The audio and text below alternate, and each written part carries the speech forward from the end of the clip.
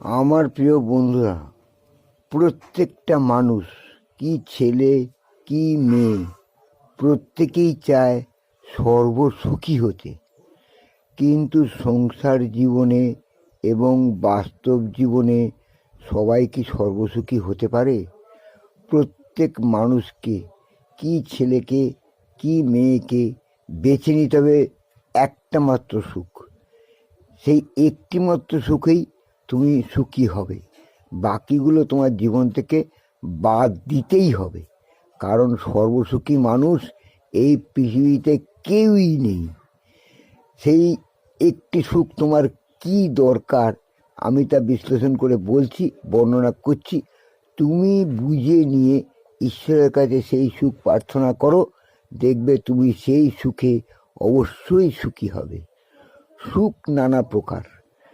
1 নম্বর হচ্ছে নিজের অধ্যয়ন সুখ, অর্থাৎ লেখাপড়া শিখে পণ্ডিত হওয়া, এটা একটা বিরাট সুখ।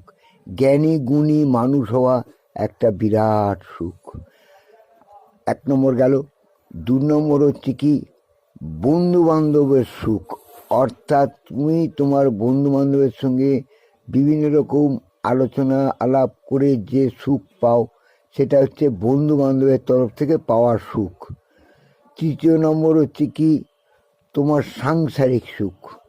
তুমি যখন সংসার করবে, তুমি সংসারের দিক থেকে যদি সাংসারিক সুখ পেতে চাও, তাহলে সেটা ভগবানকে জানাও, তুমি সংসার জীবনে যথেষ্ট সুখী হবে এবং ঈশ্বর তোমাকে সেই বর প্রদান করবেনই। 4 নম্বর হচ্ছে স্ত্রী সুখ। তুমি যদি তোমার স্ত্রীর মাধ্যমে নিজেকে খুব সুখী করতে চাও, অর্থাৎ যৌন সুখে যদি সুখী হতে চাও, তাহলে ঈশ্বরকে প্রার্থনা করো, ঈশ্বর তোমার এমন স্ত্রী দেবেন যে যৌন আকাঙ্ক্ষায় পূর্ণ। সে তোমার কাছে যৌন আকাঙ্ক্ষা চেয়ে তোমাকেও সুখী করবে, নিজেও সুখী হবে। 4 নম্বর হচ্ছে কি বাৎসল্য সুখ। তুমি যদি তোমার সন্তানের কাছে সুখ চাও, তাহলে ঈশ্বরের কাছে প্রার্থনা করো, তোমার সন্তানের তরফ থেকে তুমি নিশ্চয়ই সুখী হবে। 5 নম্বর কি জানো?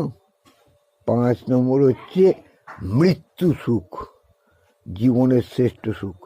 তুমি ঈশ্বরের কাছে যদি প্রার্থনা করো, হে ভগবান, আমার মৃত্যুটা যেন শান্তিপূর্ণভাবে, খুবই সহজভাবে এবং নিশ্চিন্তে বিনা বাধায় যেন হয়, আমি যেন সেই সুখটা তোমার কাছ থেকে পেতে পারি, তাহলে দেখবে সেই সুখ পাবে।